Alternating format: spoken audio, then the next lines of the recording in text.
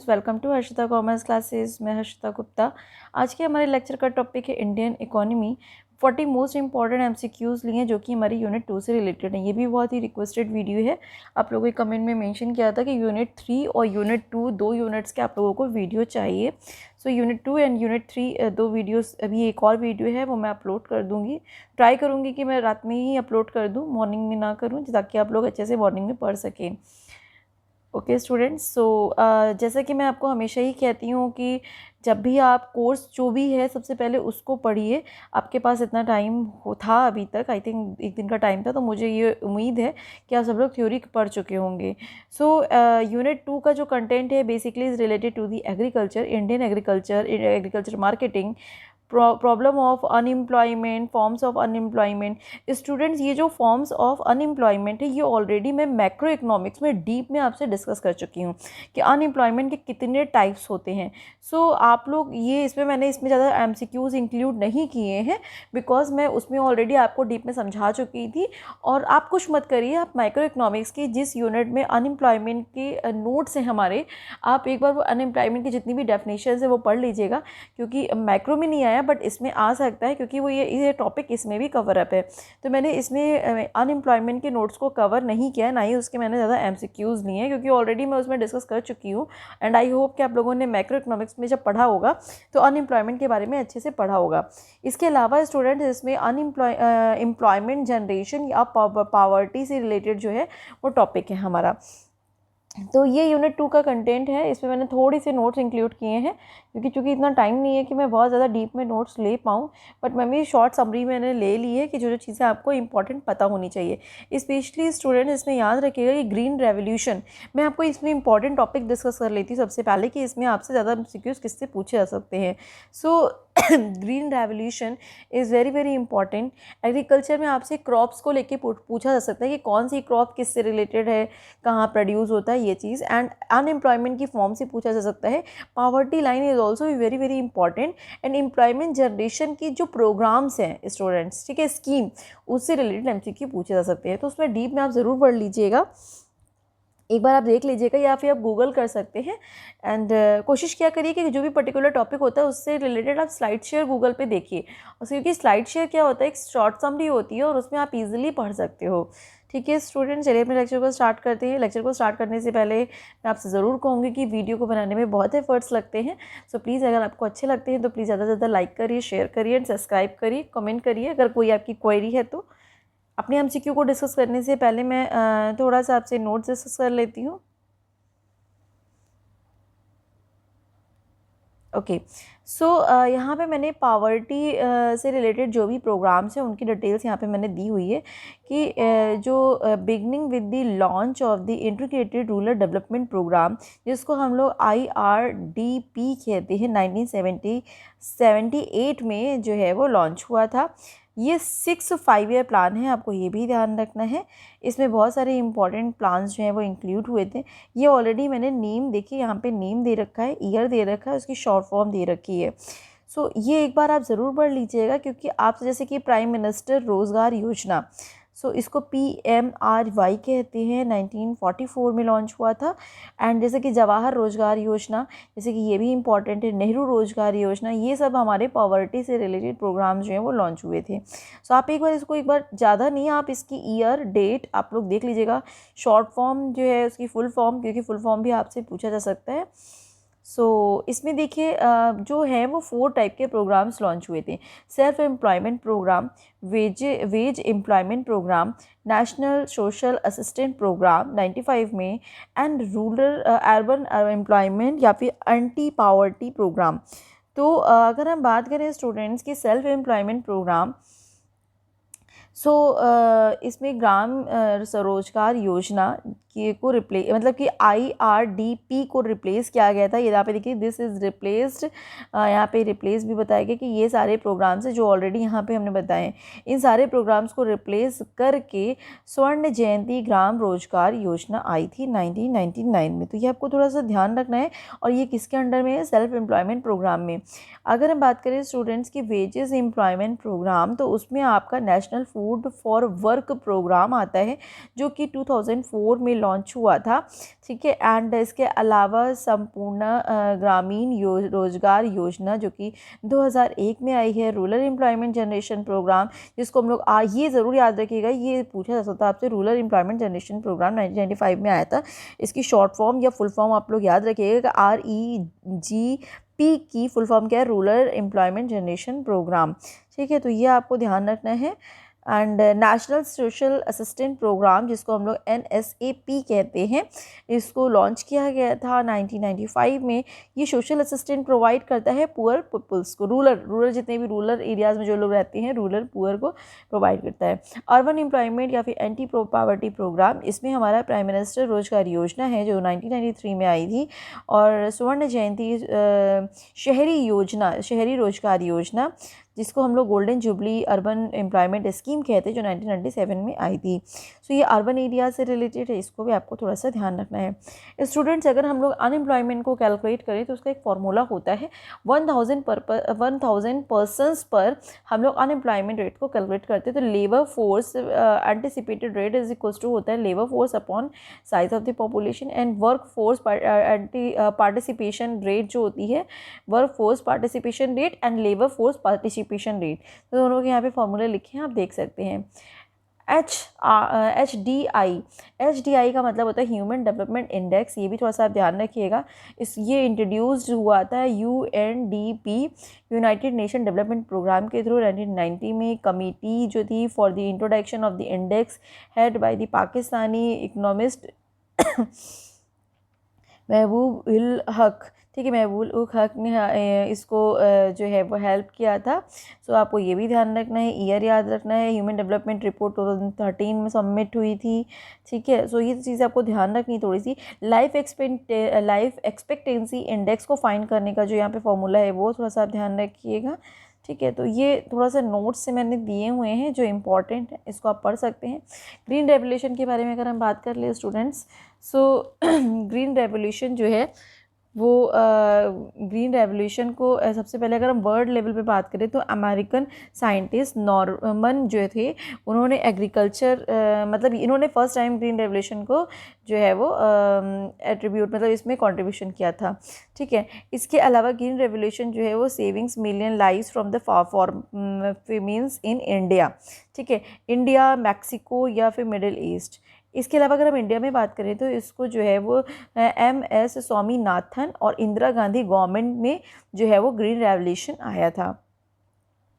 सो आपको ये भी थोड़ा सा ध्यान रखना है कि जो ग्रीन रेवोल्यूशन जो है वो stage concern with the wheat and rice, and ये जो पार्ट है basically is related to the Haryana and Punjab.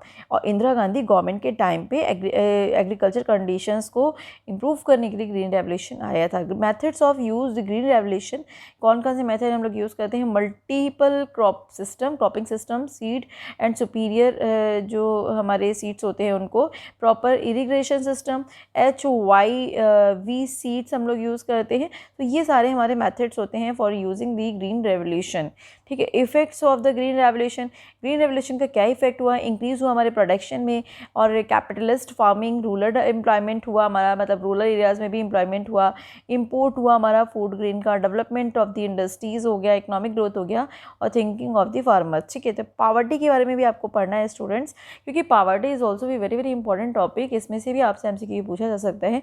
Poverty क्या होता है? हर एक पर्सन की नीड होती है food, shelter, money, cloth. So ये बेसिक नीड्स होती हैं। So poverty can understand simply as lack of money, मतलब मनी जब इंसान के पास नहीं होती तो वो अपनी ह्यूमन लाइफ को सही से नहीं जी पाता है। तो अगर वो उसी को हम लोग कहते हैं पावर्टी लाइन, ठीक है। सॉरी, पावर्टी वही होती है जहाँ पे एक पर्सन अपने खाने पीने और कपड़े की भी नीड्स को सेटिस्फाई ना कर पाए, वो होती है पावर्टी, गरीबी जिसे हम लोग कहते हैं। पावर्टी स्टूडेंट टू टाइप की होती है, absolute poverty and relative poverty, ठीक है। एब्सोल्यूट पावर्टी क्या होता है? एब्सोल्यूट पावर्टी जो है वो refers to the state severe deprivation of the human basic human needs, ठीक है, जहाँ पे बेसिक ह्यूमन नीड्स को भी हम सेटिस्फाई ना कर पाएँ वो एब्सोल्यूट पॉवर्टी होता है। एंड रिलेटिव पॉवर्टी क्या होता है? Relative poverty economic inequality in the location या फिर सोसाइटी विच पीपल लीव्स, ठीक है। तो ये ध्यान रखना है आपको। पॉवर्टी लाइन आपको याद रखना है, जब हम लोग income level, minimum level of income deemed accurate in the country, मतलब एक मिनिमम लेवल से भी नीचे अगर हम लोग जी रहे होते हैं तो उसको पॉवर्टी लाइन कहते हैं। तो ये कुछ इंपॉर्टेंट नोट्स है जो मैंने आपसे डिस्कस किए। अब मैं थोड़ा सा एमसीक्यू आपसे डिस्कस कर लेती हूँ। Okay, so type of unemployment mostly founded in India. India में जो अनएम्प्लॉयमेंट का टाइप है वो कैसा है? डिसग्यूज्ड है, ठीक है। तो ये आपको ध्यान रखना है। Unemployment in the developing countries generally take a place due to the, unemployment क्यों होता है डेवलपिंग कंट्री में? Lack of effective demand, seasonal factor, lack of cyclical unemployment किससे रिफ़र होता है? Cyclical unemployment refers to unemployment due to the economic reason. Economic reason की वजह से जो भी हमारे साइक्लिकल अनएम्प्लॉयमेंट होते हैं, ये मैंने आपको बताया भी था जब मैंने आपको अनएम्प्लॉयमेंट के टाइप्स बताए थे। सो प्लीज़ स्टूडेंट्स, इसके मैंने ज़्यादा एमसीक्यू नहीं ली ना, ही मैंने इसकी थ्योरी ली है, बिकॉज ये ऑलरेडी मैं आपसे डिस्कस कर चुकी हूँ। तो आप उस वीडियो को एक बार जाके देख लीजिएगा, सिर्फ अनएम्प्लॉयमेंट वाला टॉपिक आप उसमें देख लीजिएगा बस। एब्सोल्यूट पावर्टी लाइन मीन्स क्या होता है कि poverty in terms of basic minimum calories requirement, जब मतलब हम लोग बेसिक मिनिमम कैलोरीज की जो रिक्वायरमेंट होती है वो हमारी absolute poverty, relative poverty means होता है। अगर हम बात करें स्टूडेंट्स की पावर्टी गैप क्या होता है, तो पावर्टी गैप जो होता है, पावर्टी लाइन और एक्चुअल इनकम लेवल के बीच का जो डिफरेंस होता है वो पावर्टी गैप होता है। When the productive capacity of an economy in the accumulate to create a sufficient number of jobs, इसको कहते हैं हम लोग structural unemployment. Poverty is less developed country is largely due to less developed countries में poverty क्यों होती है? income inequality की वजह से। The main component of the evergreen revolution are evergreen revolution का मेन कंपोनेंट्स कौन कौन से? 1 2 3, मतलब आप graduation soil health, promote lab to land demonstration, promoting rain water harvesting, ठीक है। तो ये आपको ध्यान रखना, ये तीन मेन जो हैं वो कंपोनेंट हैं। Characteristics of the Indian agriculture, Indian agriculture की करेक्टरिस्टिक्स की बात करें अगर, तो दो करेक्टरिस्टिक्स हमारी मेन है इसमें, large labour surplus economy and traditional technology of production. दो कौन सी करेक्टरिस्टिक्स हैं हमारी इसमें?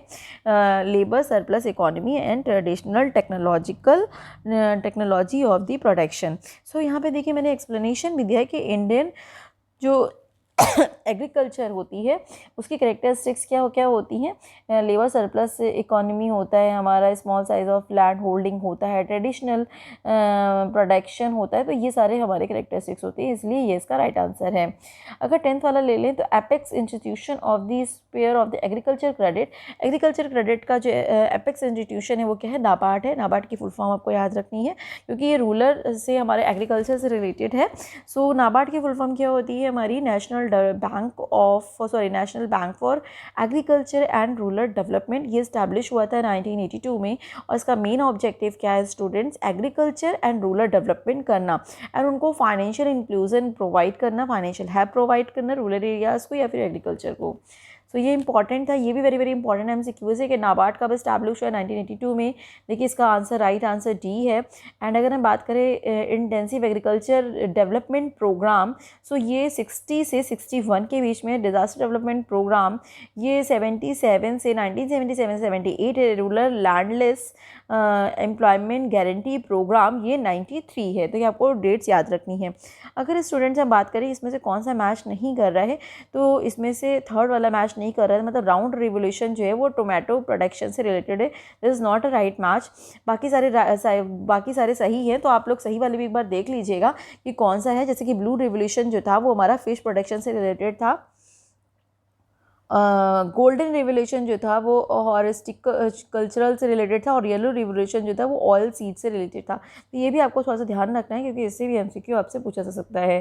Green revolution has lead to marked increase in, अब यहाँ पे ऑल ऑफ दीज इसका राइट आंसर, दैट मीन्स कि ये 4 जो है वो फोर जो है वो रीज़न है इंक्रीज़ होने के। तो मतलब कौन कौन से हैं वो भी हम देख लेते हैं। Productivity of wheat, productivity of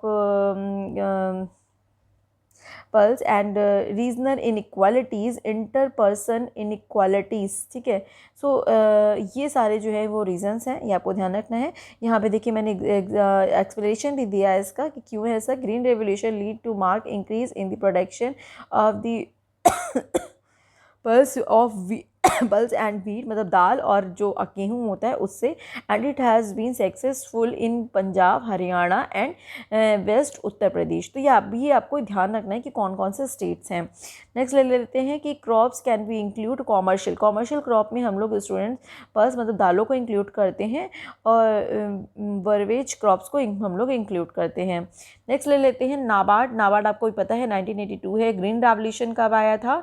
green revolution 1966 से 67 and national agriculture insurance scheme is related to the 1999 FCI मतलब food corporation of India is related to the 1965। तो दिस इज़ ऑल्सो भी वेरी वेरी इंपॉर्टेंट। नेक्स्ट ले लेते हैं हम लोग कि अगर हम लोग इंडियन एग्रीकल्चरल को कैटेगराइज करें तो इसमें 3 कैरेक्टरिस्टिक्स में मतलब कि इंक्लूड की गई हैं, ठीक है। तो देख लेते हैं land square and land surplus economy, जो कि इससे पहले भी आ चुका है। सेकंड वाला नहीं है, स्ट्रक्चरल अनएम्प्लॉयमेंट नहीं है क्योंकि वो हमारे एग्रीकल्चर का पार्ट मतलब कैरेक्टरिस्टिक्स नहीं है।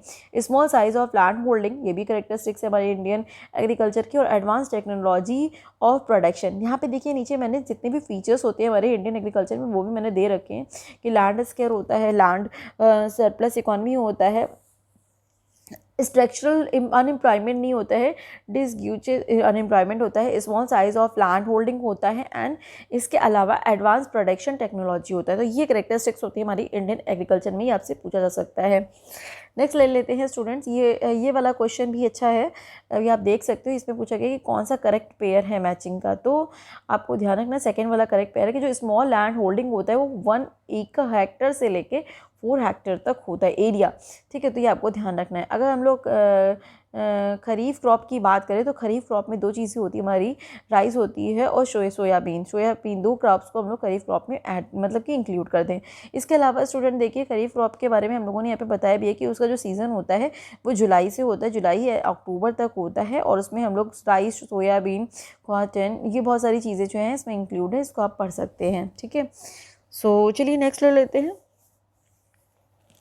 नेक्स्ट MCQ हमारा यहाँ पे दिया गया है कि consider of the following statement. आपको यहाँ पे जितने भी स्टेटमेंट दिए हैं वो देखने हैं और उसमें बनाना है कि करेक्ट आंसर कौन सा है।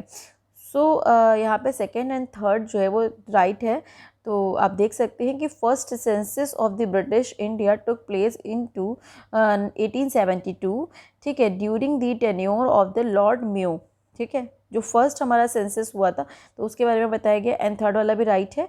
Year 1921 is known as great dividing year of the history of the Indian population, ठीक है। तो आपके इसमें राइट आंसर। लैंड रिफॉर्म्स का क्या मतलब होता है student? 1 2 3 is the right answer. Land reforms में मतलब क्या होता है? एलिमिनेशन ऑफ इंटरमीडिएरीज को एलिमिनेट करते हैं, डिटर्मिनेशन करते हैं हम लोग। सीलिंग ऑफ होल्डिंग्स पर फैमिली, मतलब एक फैमिली को कितना जो है वो कितना एरिया जो है वो अलॉट करना है। और excess use of insecticide and fertiliser, ठीक है। तो जितना मतलब मान लीजिए कि किसी के पास एक्सेस एरिया है लैंड का तो वो उससे लेकर किसी और को डिवाइड में दे देना, उसको हम लोग लैंड रिफॉर्म्स में काउंट करते हैं। तो यहाँ पे देखिए नीचे दिया हुआ भी है कि लैंड रिफॉर्म्स में हम लोग किन किन चीज़ों को इंक्लूड करते हैं। तो आप लोग देख सकते हैं और पढ़ सकते हैं। अच्छा एक चीज़ और, टेनेंसी रिफॉर्म्स में क्या होता है? जमींदारी, मालवाड़ी एंड रजोवाड़ी सिस्टम आता है। तो इसको आप लोग अगर देखना चाहें तो देख लीजिए क्योंकि उससे आ सकता है, वैसे कोई बहुत ज़्यादा इंपॉर्टेंट नहीं है। बाकी देखिए यहाँ पे मैंने और भी स्टेटमेंट लिया है कि फूड स्टॉक से रिलेटेड कौन सा करेक्ट आंसर है। सो फूड स्टॉक से रिलेटेड जो है वो 2 और 3 जो है वो राइट आंसर है। इसका मतलब क्या है कि it's ensure food security and it's stabilise open market price. ठीक है। नेक्स्ट ले लेते हैं ब्लैक पेपर, जिंजर और कॉलिफ्स और केसर। इनकी जो खेती होती है, क्रॉप्स होती है, वो कहाँ कहाँ पे होती है? तो देखिए सेकेंड, ब्लैक पेपर जो होती है वो केरला, एंड जिंजर की बात करें तो वो मेघालय, कॉलिफ्स की बात करें तमिलनाडु, और केसर की बात करें तो जम्मू एंड कश्मीर। तो आपको क्रॉप्स के बारे में थोड़ा सा पता होना चाहिए। अगर हम बात करें स्टूडेंट्स की negatively capability of the unemployment generation in the agriculture sector, so only one reason, agriculture mechanism. ठीक है, यहाँ पे आपसे पूछा गया है नेक्स्ट में कि आपका राइस होता है, राइट प्रोड्यूसिंग स्टेट। हमारे पूरे इंडिया में राइस प्रोड्यूसिंग जो भी स्टेट्स हैं उनको हम लोग को डिसेंडिंग ऑर्डर में लिखना है। तो पहले वेस्ट बंगाल है, फिर उत्तर प्रदेश, पंजाब, फिर आंध्र प्रदेश। ठीक है, डिसेंडिंग ऑर्डर का मतलब क्या है कि सबसे कम कहाँ पे होता है, फिर उससे ज़्यादा कहाँ पे, फिर उससे ज़्यादा कहाँ पे, फिर उससे ज़्यादा कहाँ पे। ठीक है, अगर हम लोग बात करें descending order of food grain producing state, food grain producing जो स्टेट्स हैं उसमें कौन सा है? उत्तर प्रदेश, पंजाब, मध्य प्रदेश और वेस्ट बंगाल। ठीक है, नेक्स्ट ले लेते हैं, which agency is responsible for the procurement, distribution and storage of the food grain production in India? FCI, food corporation of India. वो एक रिस्पॉन्सिबल एजेंसी है जिसका काम ही यही होता है कि प्रोक्योरमेंट करना, डिस्ट्रीब्यूशन करना, स्टोरेज करना हमारी फूड ग्रेन प्रोडक्शन से related. Who regulate the market of the agriculture product in India? Agriculture product in India की जो मार्केट होती है वो कौन रेगुलेट करता है? तो agriculture produce market committee act enacted by the state. ठीक है, हर एक स्टेट में होती है ये। नेक्स्ट लेते हैं, green revolution is India was outcome of the efforts of the amongst following. So MS Swaminathan, ये नाम जरूर याद रखिएगा, ये ज़रूर पूछा जाएगा आपसे MCQ। Green revolution in India, India में अगर हम बात करें 20th सेंचुरी में तो किस ईयर में जो है, किस डिकेड में जो है वो अडॉप्ट किया गया? तो 1970। Father of green revolution word, अगर हम लोग वर्ड की बात करें, सॉरी स्टूडेंट इसका आंसर गलत दिया हुआ है, MS स्वामीनाथन इंडिया में है, but father of green revolution in the world जो है वो नॉर्मन है। ठीक है, ध्यान रखिएगा, नॉर्मन। M स्वामीनाथन इंडिया में है। ठीक है, green revolution refers high yield variety programme. Green revolution refers, अभी मैंने इसकी आपको मेथड्स बताए थे तो उसमें यही था, HYV। ठीक है, तो ये इसका मतलब भी यही होता है। Green revolution in India was introduce in high yielding variety of seeds, beat. हमने आपको बताया था कि वीट एंड एक और मैंने आपको कोई क्रॉप्स बताई थी, हाँ दालें। ठीक है, तो उससे रिलेटेड होता है। नेक्स्ट ले लेते हैं कि which of the following state chosen the initiation sites of the India for the green revolution? Punjab and एक और मैंने हरियाणा, शायद 2 स्टेट्स के मैंने आपको अभी उसमें बताया था। MSP की बात करें तो MSP जो है वो रिकमेंड किया था commission of the agriculture cost and price. ठीक है, नेक्स्ट ले लेते हैं, ये ऑलरेडी रिपीटेड है क्वेश्चन, आप लोग देख लीजिए, 34 रिपीटेड है। पावर्टी लाइन की अगर हम बात करें स्टूडेंट्स, तो poverty line is determined on the basis of the monetary value of the minimum subsistence level of much higher in urban areas. That means कि poverty line is determined when the much higher in urban areas. ठीक है, अगर हम poverty line की बात करें students, so dash, यहाँ पे देखिए नेक्स्ट MCQ में पूछा भी गया, dash cut off point on the poverty line distribution which provides the population into the poor and non poor, उसको हम लोग कहते हैं पावर्टी लाइन। सो ये कुछ मैंने इंपॉर्टेंट MCQs थे जो यूनिट 2 से रिलेटेड थे, मैंने ये ले लिए हैं। आप इसको ब्रीफ में पढ़ के इसके नोट्स पढ़ सकते हैं, और मैंने इंपॉर्टेंट टॉपिक भी आपसे बता दिया कि किस टॉपिक से सबसे ज़्यादा MCQ आ सकते हैं। सो आई होप इस यूनिट के साथ में आपकी सेकेंड यूनिट प्रिपेयर हो जाएगी। कमेंट में आप प्लीज़ पेपर होने के बाद ज़रूर मेंशन करिएगा कि आपका पेपर कैसा रहा और मेरा वीडियो आपके पेपर के लिए कितना हेल्पफुल रहा। ठीक है, अगर आपका पेपर अच्छा हो, वैसे तो अच्छा ही हो, आई विश सभी का पेपर अच्छा हो, all the best to all of you. But जैसे कि माइक्रो इकोनॉमिक्स का पेपर टफ आया था, तो मैं अपने एक्सपीरियंस के बेस पे आप लोगों को बताती हूँ स्टूडेंट्स। मैं ये नहीं कहूँगी कि आप मेरी पूरी वीडियोस पे डिपेंड होकर पेपर देने चाहिए। मैं हमेशा कहती हूँ कि आप थ्योरी पढ़िए, क्योंकि थ्योरी अगर आपने अच्छे से पढ़ी है तो MCQ कहीं से भी आएगा, आप कर ले जाओगे, कभी प्रॉब्लम नहीं आएगी। एंड पेपर कभी टफ़ आता है, कभी ईजी आता है, तो इसमें मैं कुछ नहीं कर सकती हूँ, मैं आपसे कोई सेल्फ हेल्प प्रोवाइड कर सकती हूँ। बट जब भी आप कमेंट करते हैं, पेपर के बाद रिव्यू करते हैं, तो मुझे थोड़ा सा आइडिया होता है कि हाँ ये चीज़ें मेरे पेपर में आ रही हैं, तो मुझे भी थोड़ा एक कॉन्सेप्ट क्लियर हो जाता है मेरा कि हाँ ये चीज़ें हमें लेनी है। ठीक है, सो अगर आपके लिए मेरी वीडियो